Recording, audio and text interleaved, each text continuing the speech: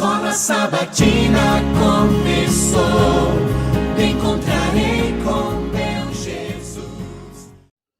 Olá, tudo bem com vocês? Vamos para mais um estudo da lição da Escola Sabatina dessa semana. Essa semana estudamos a lição 4, que diz em defesa da verdade.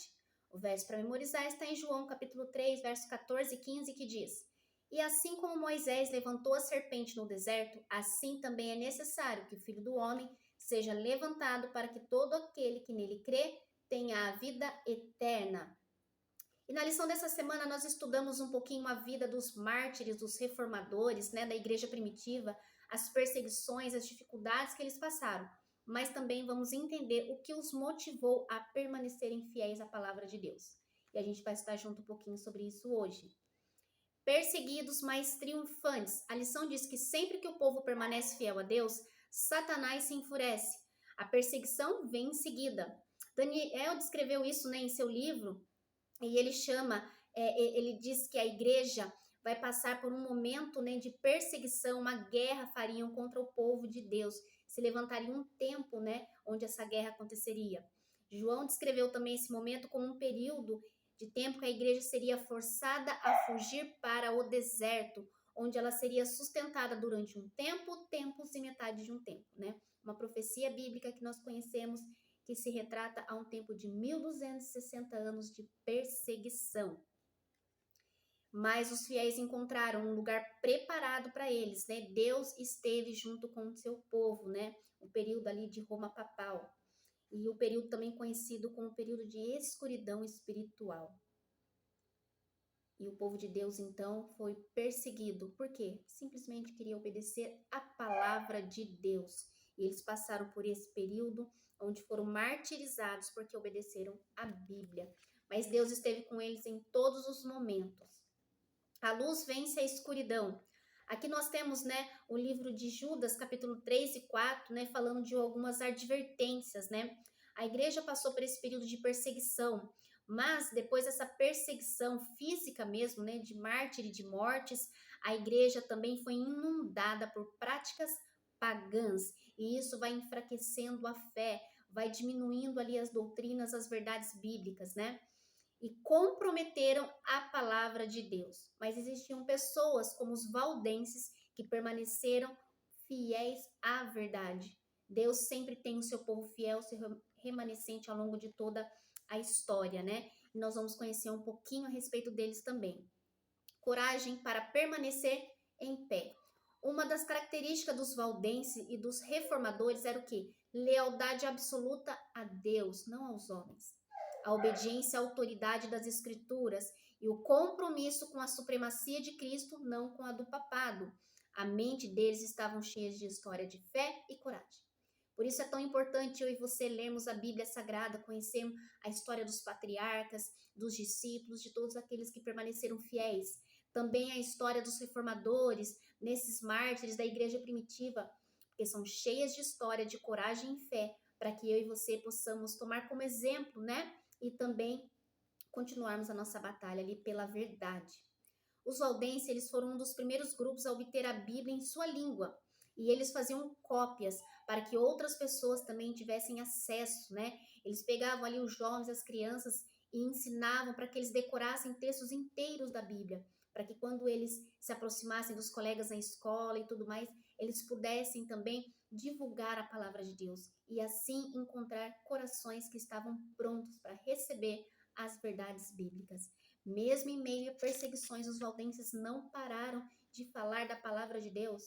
Eu e você não podemos parar, tempo e fora de tempo. Pregue, fale da palavra, seja ousado, Nós estamos num tempo ainda de tranquilidade para falar da palavra de Deus. Podemos ter ali problema, Nem todos são receptivos, mas nós não estamos em perseguição ainda como os valdenses. Então eu e você não temos desculpa para não pregar a verdade bíblica.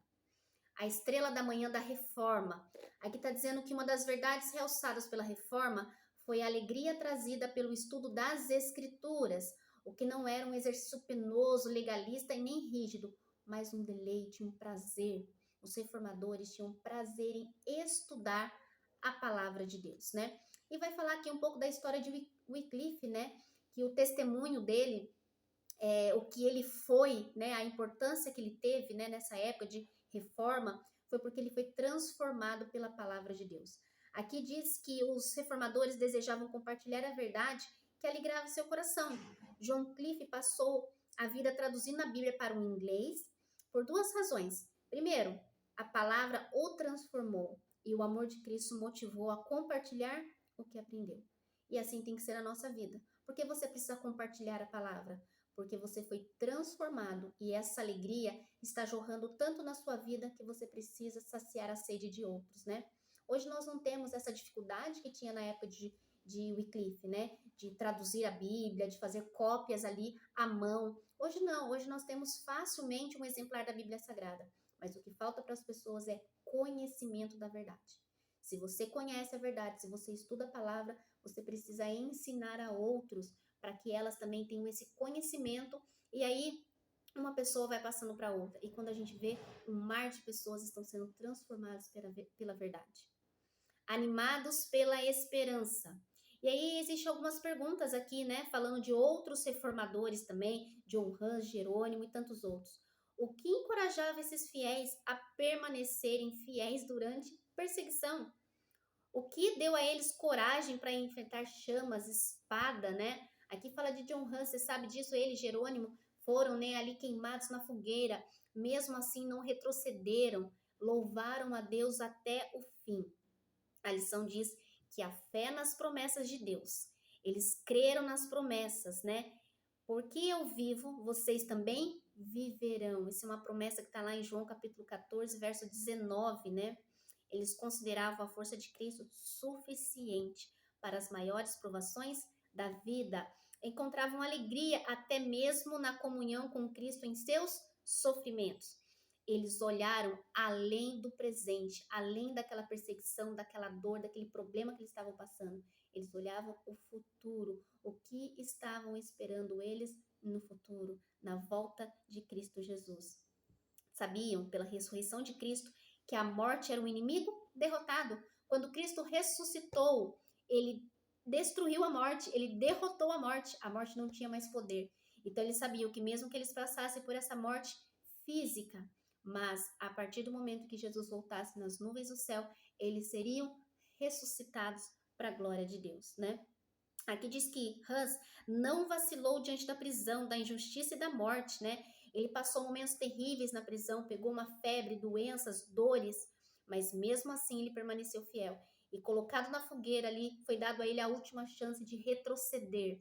Mesmo assim ele disse, jamais, não vou retroceder, permaneço fiel com as promessas do meu Deus. E é lindo, né?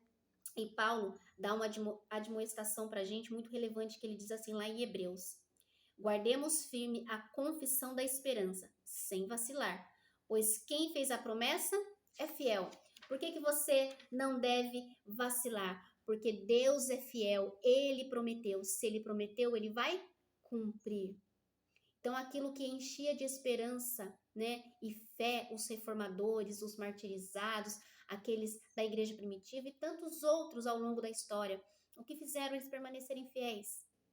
É saber que a coroa da vida eterna está reservada, guardada para o momento em que Cristo voltasse, ressuscitasse os mortos justos, e aqueles vivos justos também que estiverem, todos participariam da mesa do Cordeiro de Deus. Amém? Isso é muito reconfortante. Saber que você pode passar por perseguições, por martírios, por dificuldades, por todo tipo de problema, como vai voltar a perseguição no tempo do fim, e de maneira que nunca houve em toda a história. Mas Deus está comigo e está com você. Precisamos permanecer fiéis à palavra de Deus. Não seja fiel ao homem, à tradição, à doutrina, não. Antes seja fiel à palavra de Deus. Ela é que vai te sustentar até o fim dos tempos. É ela que vai te guardar, te orientar até a volta de Jesus, para que você não vacile, para que você não caia, para que você permaneça fiel. Isso que esses homens fizeram, eles foram fiéis até o fim. E é isso que Deus pede de mim e de você. Mas eu vou ser fiel ao quê? A palavra de Deus. Leia, medite, estude, tenha prazer e alegria na palavra de Deus, e ela vai permanecer com você até o final. As perseguições serão pequenas diante da promessa de vida eterna, diante da coroa que você vai receber, diante da felicidade que você vai ter de estar ao lado do seu mestre, do seu Criador. Amém? Essa é a lição dessa semana. Uma lição que nos dá força para continuarmos. Uma lição que mostra para nós que as perseguições são reais, mas que a alegria da vida eterna vale muito mais do que tudo isso. Amém? Vamos orar juntos? Senhor amado Deus, querido e eterno Pai. Obrigado, Senhor, por este momento de estudo da lição. Obrigado porque sabemos que em todo momento da história da humanidade, o Senhor sempre esteve presente com o teu povo, com o povo fiel à tua palavra. Permaneça conosco através do teu Santo Espírito. Nos ilumine no momento em que estivermos lendo e estudando a tua palavra. Que a tua verdade penetre tão forte no nosso coração, que nada seja capaz de arrancá-la, nem perseguição, nem sofrimento, nem tristeza momentânea, porque o que está guardado para nós é muito maior e melhor. Nós cremos na promessa de vida eterna, Pai. O Senhor já venceu na cruz do Calvário e essa promessa, ela é real. Nós precisamos permanecer fiéis para que no tempo que o Senhor voltar, encontre cada um de nós obedientes, firmes, perseverantes. E assim passaremos uma eternidade ao teu lado, de alegria, de paz e de regozijo. Nós te agradecemos porque sabemos que o Senhor tem sido misericordioso com as nossas vidas. Continue, Senhor, nos ajudando e nos impulsione a cada dia mais a pregar a tua palavra para todas as pessoas, para que elas tenham a oportunidade de tomar a sua decisão também. Te agradecemos por todas as bênçãos em nome de Jesus. Amém e graças a Deus. Deus abençoe você, Deus abençoe seus estudos e semana que vem nós vamos para o estudo 5. Permaneça fiel, porque Deus é fiel com cada um de nós. Amém? Tchau, tchau.